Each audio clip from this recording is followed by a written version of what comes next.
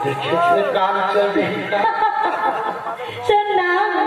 अपन प्रेमी कोनो में रहते जी और कहूँ कि जाके एक नजर देख ले बिना अच्छा मन भर जाती तंगी मन भर जाती मन भर जाते मन भर जाती कहीं तो भरा होता मैं तो नहीं देखा कौन पगली यहाँ दोनों कैसे कैसे लागत थे था बता दे वो है तो सो देखते तो वो इसलिए मगो चीज हमारा नहीं हमारा है क्या बता दो भैया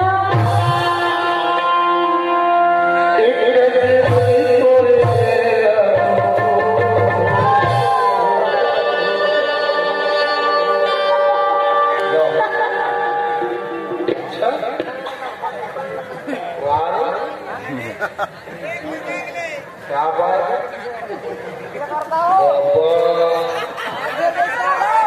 पूरा हाउसफुल चलन लेकर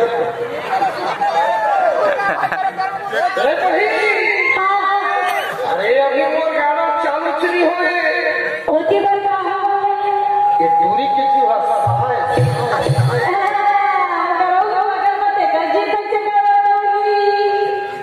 दूरी की जो ये पूरा किसी है कैसे कर रहे हैं एक बराबर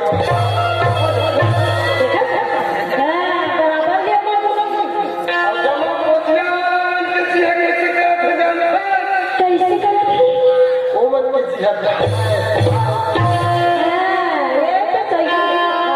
ये तो सुर भैया